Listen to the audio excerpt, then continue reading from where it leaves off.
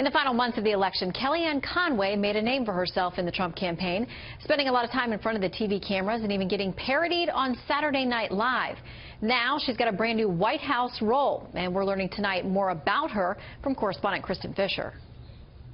Just in case anyone had any doubts if a mother of 4 young children would be able to find the time to also be counselor to the President of the United States, Kellyanne Conway made it very clear this morning that she believes she can do both jobs well, maybe even better than the men. I would say that I don't play golf and I don't have a mistress, so I have a lot of time that a lot of these other men don't. It's that kind of shock statement mixed in with her signature sweet delivery that made Conway an indispensable asset to President-elect Donald Trump.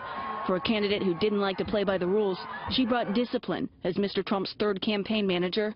For a billionaire notorious for not listening to his advisors, Mr. Trump seemed to listen to her more than most. And for a man who had major problems winning over women voters, Conway was a reassuring force, especially after the leak of that Access Hollywood tape. I was there when Mr. Trump learned this, and exactly the contrition and the humility and the apology that he expressed is what I saw privately as well. After becoming the first woman in history to manage a winning presidential campaign, she proved to be a formidable force on the transition team by openly stating her opposition multiple times to Mitt Romney as Secretary of State. I'm all for party unity, but I'm not sure that we have to pay for that with the Secretary of State position. Her new position will tap into her 2 decades of experience running a Republican polling and research company.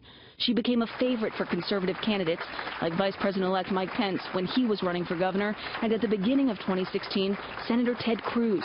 But she's having a harder time winning over her own kids on their impending move to Washington. When you're a pollster and you have 75% agreement on anything, you're really excited. When you're a mother, 100% agreement would be fantastic.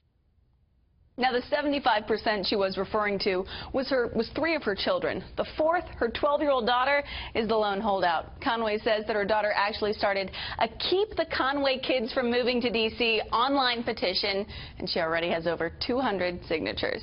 Like mother, like daughter. Yeah, we did a big move across the country when I was 12, too, and I know that it's a hard time to It's tough, move. especially when you're around that age. Yeah. All right, Kristin, thank you. Thanks.